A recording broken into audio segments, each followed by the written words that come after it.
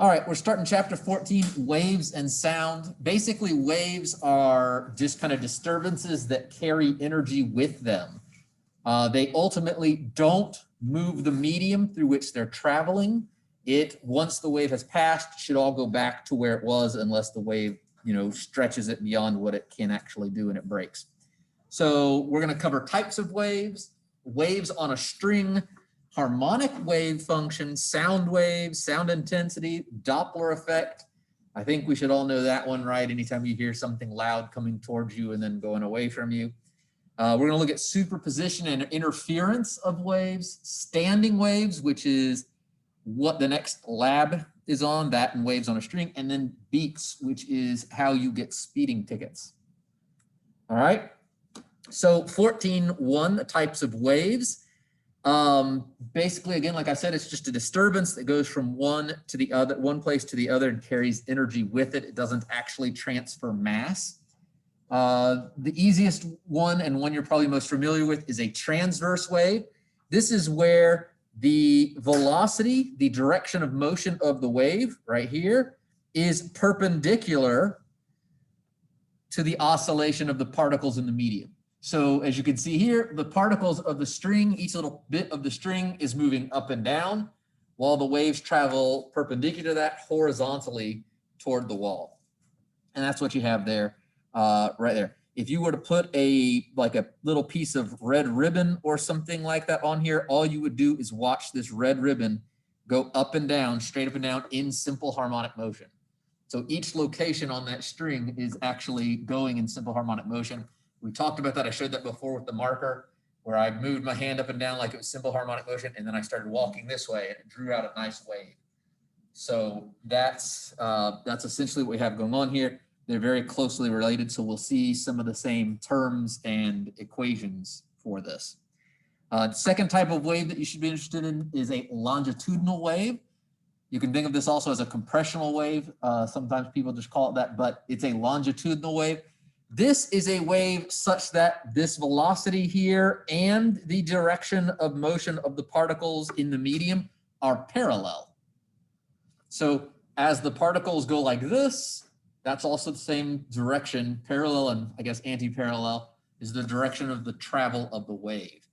Examples of this would be sound waves, one you could be used to, or if you've ever had a slinky stretched out and you plucked it or bumped it or something, you could see the little propagation go there and back.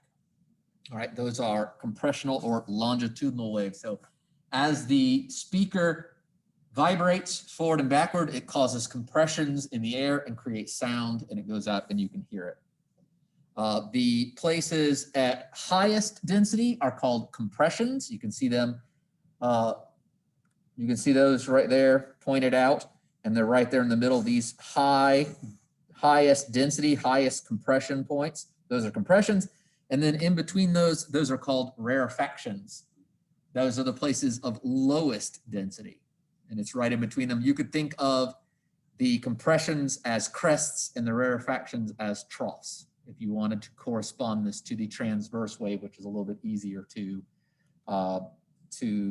visualize. So it might be something like that going on in there. You'll even see that thicker line. All right, something like that. My wave got a little wonky there at the end. Okay.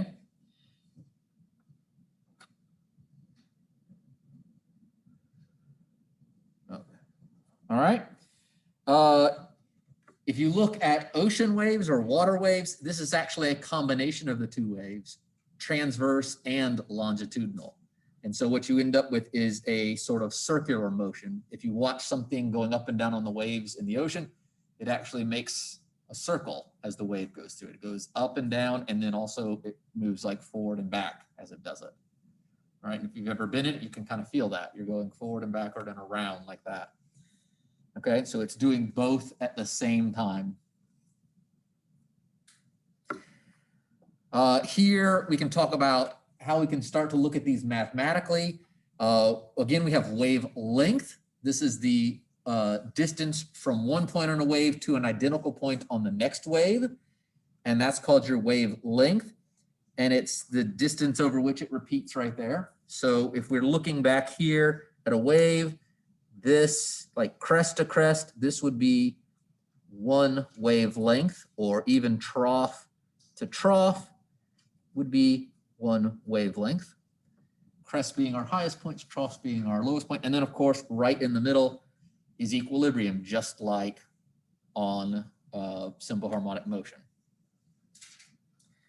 Okay, period again is the same thing. The time it takes for a wave to fully pass a point, or for the next wave to get there. And then of course we still have frequency of the wave, which is still the reciprocal of period. We can take this now and look at speed, right? So velocity is distance over time. For a wave, we can look at a very particular displacement and a very particular time, and that is lambda. This is our wave length. All right, that's the Greek letter lambda, and it's our wavelength divided by our period, because the distance that a wave travels in its period is its wavelength. That's like by definition. So for any wave you're looking at, it will travel its own wavelength during its own period. Okay, so we can divide those together and do this as wave speed. So it's lambda over period, or frequency times lambda. I usually remember it as V equals F lambda. You know, I don't know why I have it stuck in my head that way, not lambda F, but frequency times your wavelength. So if you can remember distance over time and a corresponding distance and time thereof, the wavelength and the period, you can always come up with that. All right, any questions so far? All right, next, waves on a string. This will go along with the lab. You've got to do this next week too. The speed of a wave is determined by the properties of the material through which it propagates. The material through which it propagates is called the medium. Well, let's do it this way.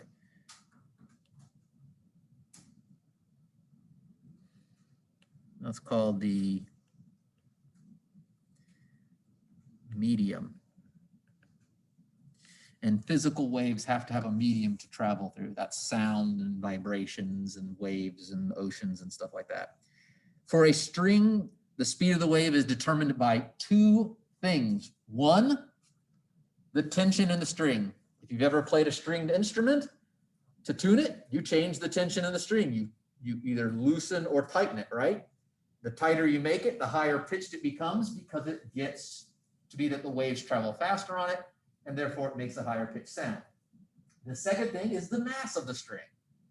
Really, it's the mass per unit length of the string, kind of like a linear density. Instead of mass per volume, it's mass per length. And that will also determine it. So if you play something, guitar, or violin, something like that, you can see that there is a different thickness and different materials and stuff that the different strings are made out of to help with that. So you need tension, and you need basically how thick around and what the string is actually made out of. It's linear density. All right, if we look at waves on a string, we can also change what sound gets on there, and this we'll talk more about when we get into standing waves, by worrying about how long it is. But of course, you know, if you play a stringed instrument, you put your finger on it, it gets higher pitched, right? So we worry about mass per unit length at the moment here, and that's mu. That's the Greek letter mu. It's essentially a lowercase letter u with a long tail added to the left side of it. I see a lot of students try and like write it as a W or something like that. It's a mu. I believe it's mu, Greek letter mu. And it's mass per unit length. Again, linear density, you might hear that called. Here we have some speed of a wave on a string. You can see that as you increase these two things, we're going to end up getting, or when you increase the force unit with a faster speed, and when you mess with the linear density of it, it's going to also slow that down as that gets bigger until you get the lower pitch sounds. All right, here we have reflections. This is our first type of reflection off of a boundary. If you send this wave in and it is hitting a boundary that is attached, it is fixed on that wall where it cannot move. When it reflects, it will reflect inverted. So you can see here the wave going in has a crest on the top. It's just on the top, it's just a little wave pulse. And then it reflects, it gets inverted. That crest becomes a trough. So it bounces back inverted. And this kind of idea is gets to be pretty important with a lot of type of things that you're doing if you're ever messing with waves. This even occurs for sound waves and light waves and stuff. They can reflect inverted or non-inverted. All right, so this is the fixed boundary and it will reflect inverted. Here, what we have is a free boundary where you can see that the string is attached there to something more like a pole where the little ring around there would be free to move up and down. Here, you can see that when the wave reflects, it reflects non-inverted. And this is because as the wave gets here, this ring can lift up and then just come back down and just send back out a crest right back or a trough or whatever that had just come in. It reflects non-inverted. So free boundaries and fixed boundaries. It's usually easiest to remember the free boundary because I feel like it gets to the end and it just kind of brings itself up and down. And then the other one is the fixed boundary is going to be the inverted one. All right. Next, harmonic wave functions. So if we look at this, the wave has the same pattern at x plus lambda. It repeats over its wavelength. So we'll take advantage of that in a few minutes here. But if we look back, we had this kind of function as a function of time. And so we'd have something like a cosine omega t. Well, t here is time. And if we think about this as a moving wave, right, we can look at this. I'll go over here to this side and we say velocity equals our change in position there, like our moving along our position over time, which means time equals position over velocity. So I can go ahead and make a substitution here and make this a cosine and replace t with x over v, and I get omega x over v. So now I'm not looking at this as a function of time necessarily anymore. I have position in there. And if I want to go a little further, I can get rid of the velocity or by looking at it and saying, remember, velocity equals frequency times wavelength. We just learned that a few minutes ago at the beginning. And so I can replace that and put in a cosine omega x over f lambda. But who remembers what omega equals? One more little substitution. We're about there. You got a 2 pi, right? What is it?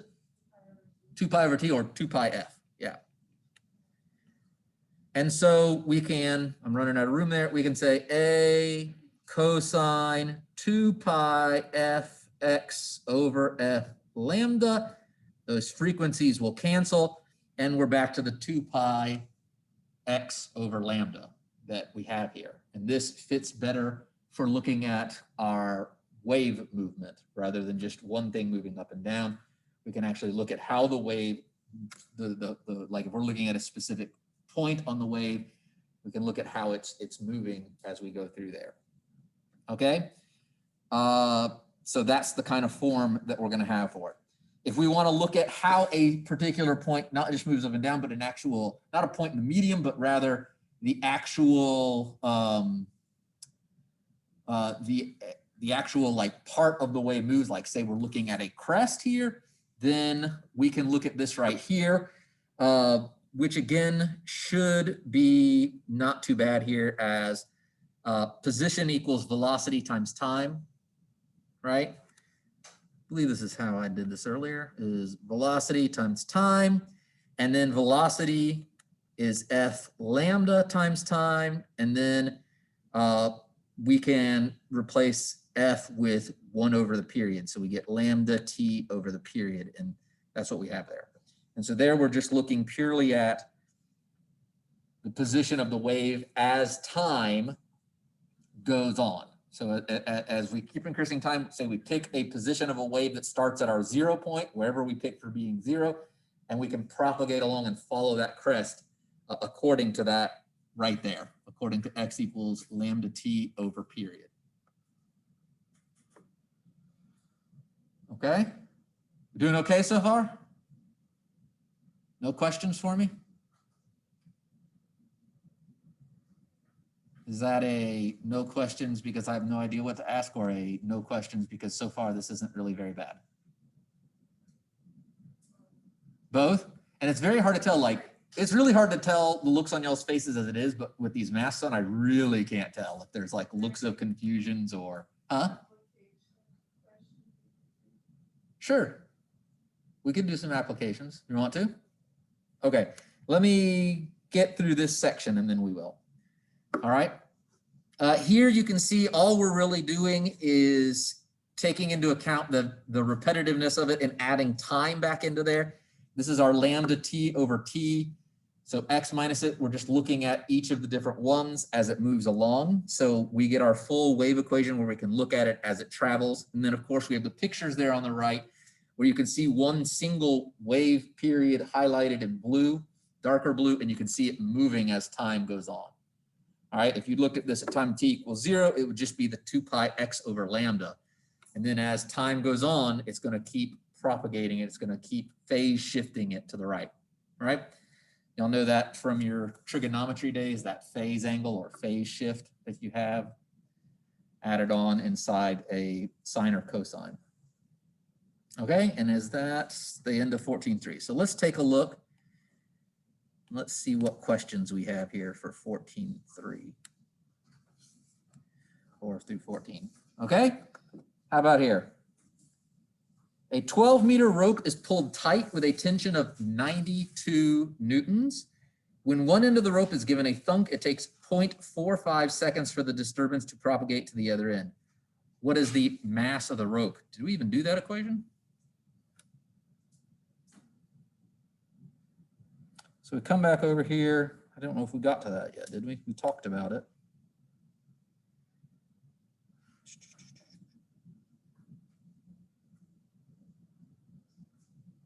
Yeah. All right. So here we go. We've got V equals square root of F over mu. We did do it.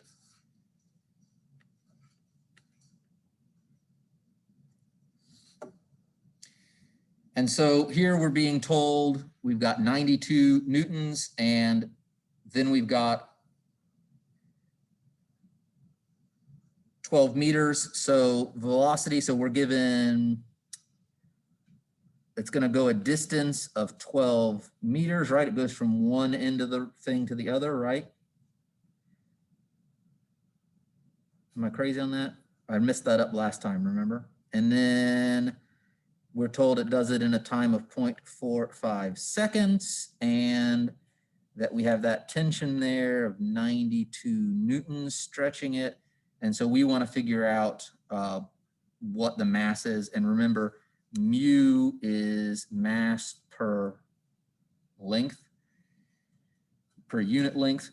And so if we look at this, we can just start substituting this in. So we've got velocity, which is x over t. So let's make this velocity squared equals F over mu. Let's make this mu equals F over velocity squared. And now that's m over L, mass per unit length, which I guess we can leave that there for a moment.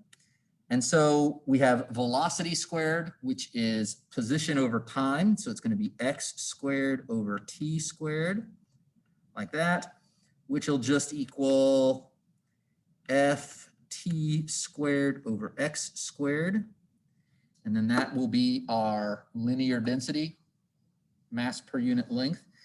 And so we can plug our numbers into that. We've got 92 newtons times time squared, which is 0.45 seconds divided by 12 meters squared. Anybody with a calculator want to knock that out for us?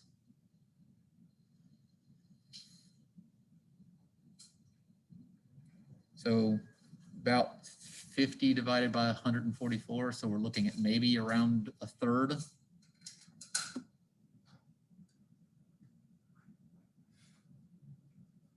Would you get point what?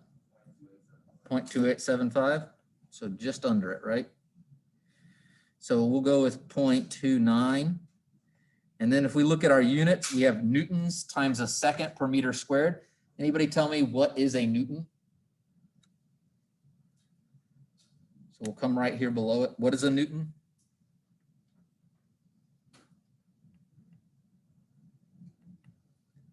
Good. Kilogram. Anybody? Meter per second squared times a second divided by a meter squared. So we'll get 1 second to cancel out with one of those. We have a meter over a meter squared, right? So we get rid of one of those. And so what do we end up with? We end up with a kilogram. Oh, this is on the bottom is meter squared, right? Wait, hold on. Times squared. No one's pointing that out to me. Times squared.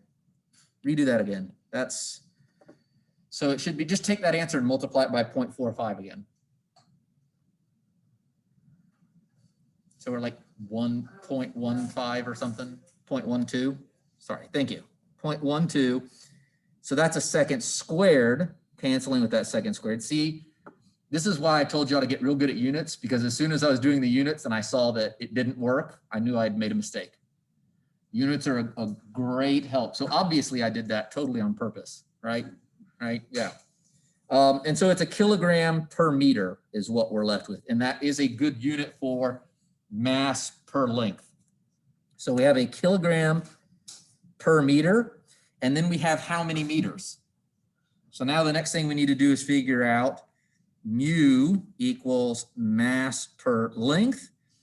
And we know then that mass equals mu times length, and mu is 0.12 kilograms per meter, and the length is 12 meters. And so meters will cancel with meters. We're left with just kilograms.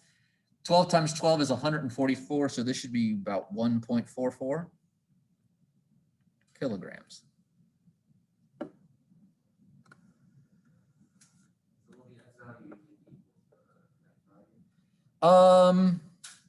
They told us that it traveled the whole length of it. So in this case, it was. And that was for the speed of it. I was using that to find the speed. They told us it, basically, they told us it traveled 12 meters in 0.45 seconds. But they could have just given us a speed or something like that instead, but they didn't. So in this case, yes, not always. Like maybe they say it travels 3/4 of the length of it in this many seconds or something like that. Okay.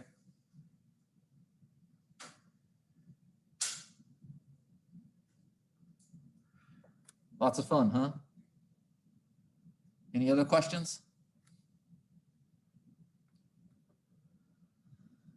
No? As far as memorizing equations goes, Dr. Thompson says he gave us an equation sheet. Yeah. Yeah. Now, I'm not guaranteeing every form of every equation is going to be there.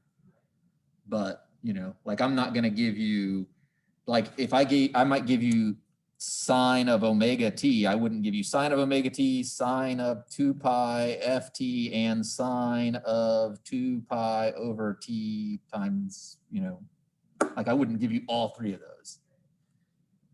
You know, you get one. Yes? Will you upload that sheet to Brightspace so we can see it before the exam? What sheet? The worksheet thing? Yeah. The equation sheet? Yeah. It's either going to be that or I'm going to maybe tell you just to make your own. Like get a 3x5 index card and write whatever you want on it.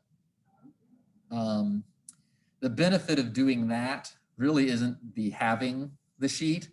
It's kind of an old trick, is that it's really the benefit is making you make it. You know what I mean? It's funny because every time I do that, people hardly use the card because they learned it while they made the card. You know what I mean? But then if you did forget it, it is there in your own way. You know what I mean? The way you want to look at it and the way you like to originate from, rather than my personal way of doing it. So I'm leaning towards that, but I'm not 100% sure, and I will let you know early next week because the test is on Friday, right? Okay. Yep. All right. Any other questions?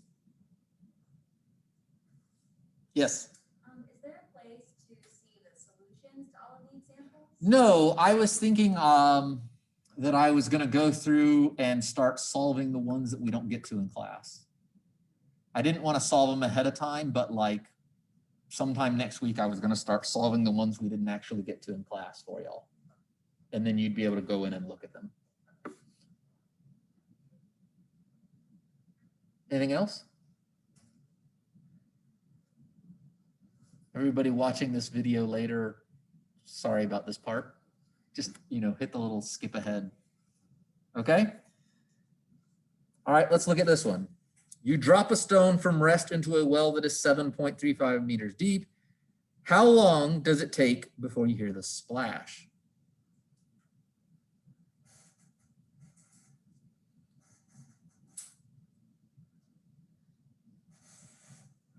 So what do we need to know to do this?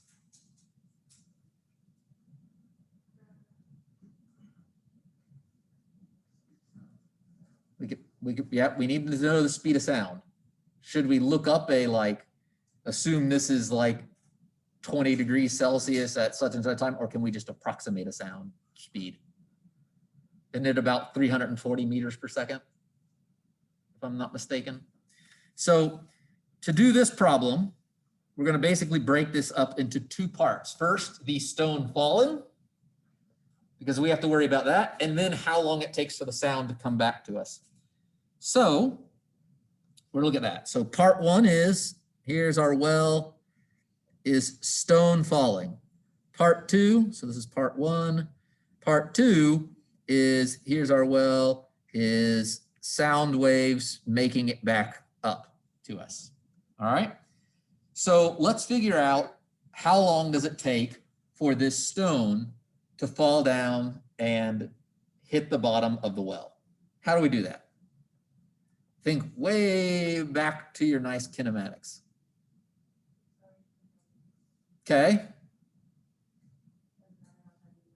Doesn't matter how heavy it is or how massive it is. If we're assuming, it's funny, we have to assume no air for the first part. And then for the second part, we need air back in there. So this falls, and as soon as it hits the water, air gets rushed in for the sound to bounce up to us, right? We'll just assume the air is negligible on the rock. So for you calculus people, A equals G. Acceleration, actually I should say, this is part one. Acceleration as a function of time equals G. It's a constant, right? Then velocity as a function of time is GT plus VI. And then integrate it one more time and get position as a function of time is 1/2 GT squared plus VIT plus our initial position. I guess I could put an I on there for initial XI. So we have these equations. This is a free fall problem, so we have a total possible of 5 knowns and unknowns. That means for this, I might have to add an extra page in here or something, or do this. Let's do this. Can I make that a different size? Resize, there we go. Let's make that smaller, not rotated. Put it up here. Grab that, and we'll move that like over here. How about that? Okay, now, we can have a total possible of 5 knowns and unknowns for this. We have an acceleration, which we know is G. We can have an initial position, a final position, an initial velocity, a final velocity, and then time. All right, so these, I guess 6 things here. Acceleration is a constant. In this case, we're going to call our initial position what? Do we want the initial position to be 7.35 meters or 0? You want it to be 0? All right, if you do that, then you must be very careful that the final position is negative 7.35 meters. Okay, then our initial velocity is going to be 0 meters per second. Our final velocity is unknown, and our time is unknown. What are we trying to find in this first part? What was that? Say it louder. Time. We're trying to find the time, right? Remember, I am old and y'all got to speak loud for me to hear. Okay? Time. So we got to find that time in particular. So now we go back to our equations up there and we look at these and we can start crossing some things off. Initial position is 0. Initial velocity is 0. That kind of gets it narrowed down for us. And then if we look at position as a function of time, we know 1/2. We know the final position is negative 7.35 meters. We know 1/2. We know g. We don't know t. We know the initial velocity is also 0, right? So that's 0. That's gone. And so we look at that one right there, and we should be able to solve it just from that. So if I take that x of t, so x final is what we're looking at, is equal to 1/2 gt squared. I can solve that and get t equals 2xf over g square rooted. All right?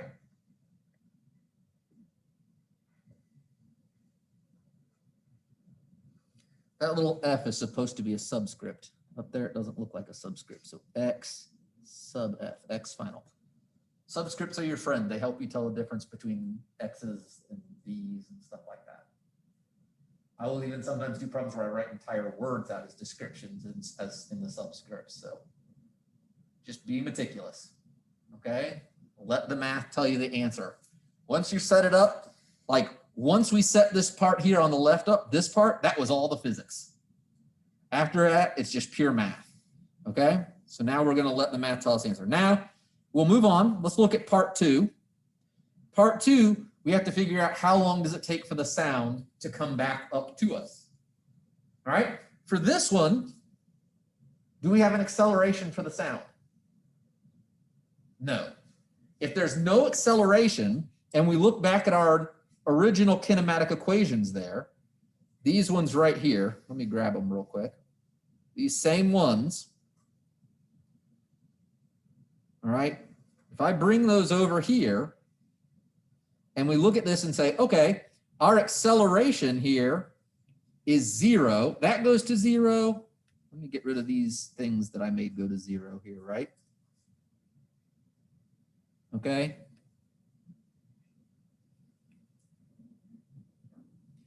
All right, that goes to 0.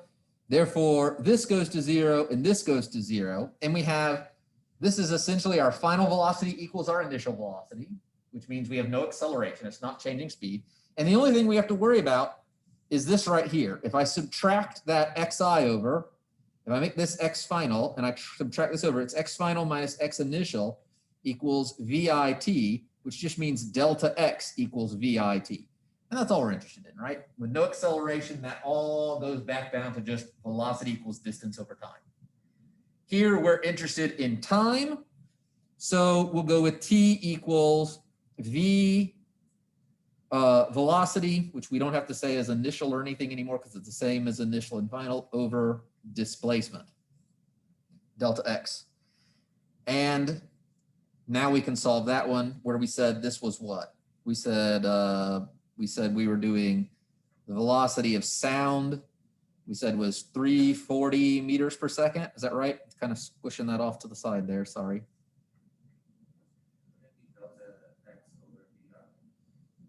Did I do that backwards? Oh, yes, I did. I wrote it backwards. Thank you.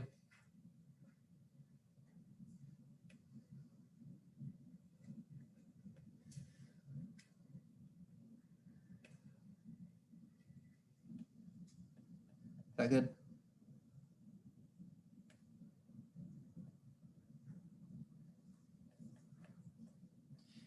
We don't even really need the eyes. And then our delta X for this one is 7.35 meters.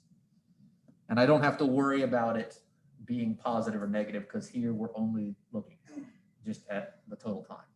All right, so we can go back over here and start plugging some numbers in. For this one, it's 2 times negative 7.35 meters over negative 9.8 meters per second squared, all square rooted. 2 times that, that's 14 divided by 10, so 1.5-ish. Anybody? 1 point, what? What is it? 1.27? 1.27. Did you already square root it? That's what was it before the square root? What was it?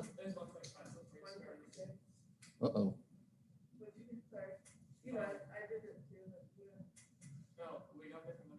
Yes, you did. So this is like almost 15 divided by something a little under 10. I would think it was 1.5-ish. 1.5, I think.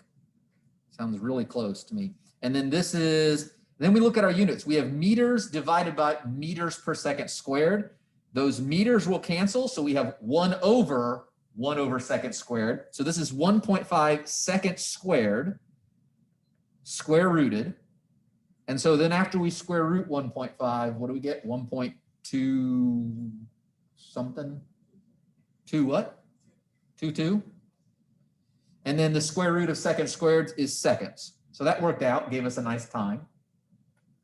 And then over here on this other one, we can plug in our numbers here. This is 7.35 meters divided by 340 meters per second. Sheesh, I don't want to do that one. What is this? 1.02 or something like that? I don't know. 0.0 or yeah. 0.022. And then meters cancel with meters, and we have 1 over a second, which is a second. And so then we can do time total is, call this time, let's call this time stone and time sound. How about that? Is time stone plus time sound. And that should be about 1.44 seconds. We shouldn't round it till we actually do that part, but we did it.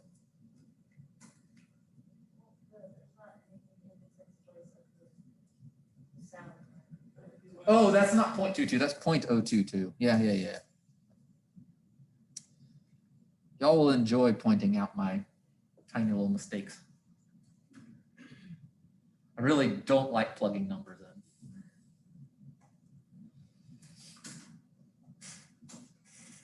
Okay, so there's our answer. Did it in 2 parts, combine them together. Should be about that, 1.25 seconds.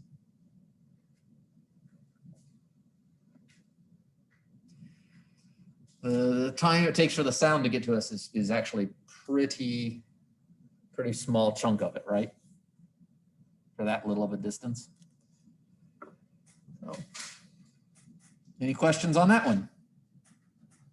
Please tell me if I was unclear on something or not sure how Dr. Tompkins did his math, but I imagine he was a pretty math intense theory guy. So, or was he nice to you and skipped a lot of it? Yeah. So that's physics. I'm a very big on first principles as much as I can. So I like to memorize very little and then just follow the math. What's up? I was going to ask, so the total time that we wanted, how long does it take? That is the time that we got from part 1 plus part 2? Yeah. Time for the stone. Well, we let it go and then we had to wait. We had to wait for the stone to fall and then we had to wait for the sound to get to us. Okay. Yep. Anything else? Yes? Why is it not acceleration or deceleration? It's just going through the atmosphere. It's not an actual physical object moving. It's just energy transferred. And the speed of sound, the speed of a wave is based on the medium. So it doesn't accelerate unless it changes mediums. It's staying just in the air, so that's it. And in fact, it doesn't, well, I guess we'll talk about that later, but never mind. But yeah, it's based purely on the medium, and the medium's not changing. Yes? I think for me, like, when problems is hard to just start. And so I think that's the hardest part for me. And then also, like, with canceling out, I feel like I wouldn't know when having a problem, what cancels out, and what doesn't. So I feel like I would sit there for a while trying to figure out what cancels out before I get my actual numerical.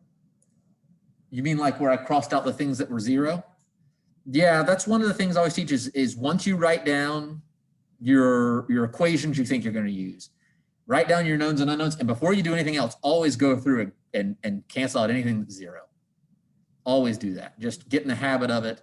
And that's like I was saying, the physics, like it was like in part one, this was the physics. After that, it was just math. So that is the tricky part.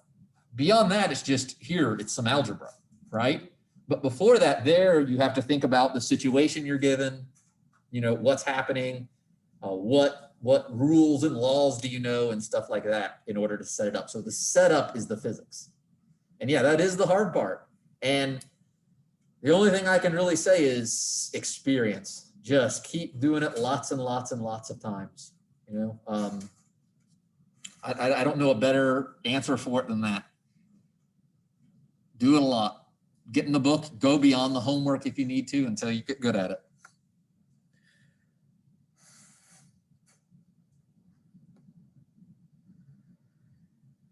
All right, anybody else? No? All right, feeling a little better now? You've seen a couple problems from it?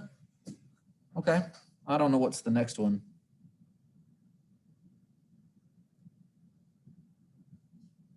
We haven't gotten to intensity yet, so we won't do that. As far as doing the problems and the OS, the ones that we can get to class, are you able to do that like in a video format or like if you do it on a Zoom recording? Yeah, that's what I was going to do. I was going to record me working them out. Yes. Yes, yes. That was my plan. I don't know if I'll get through all of them or not, but at least the ones that look most important I was going to do next week. Maybe I'll just do them this weekend or something. And now I'm on recording here saying I'll do it. So yell at me if I forget, please do. Casey will. Casey will let me know. Email me and tell me, even though Michael didn't email me. I remembered to do it on my own. It's okay, Michael. I took care of it. I took care of it. I took care of it. It's cool. That's cool. What's up? I just want to clarify for myself. So the only reason that acceleration wasn't a thing in part 2 is because the median wasn't said that it changed. Well, it's a wave. The wave's not being subject to the acceleration due to gravity. It's not like it's an object in free fall. So would a particular problem have to say for it to have acceleration that there's two different, like it changed?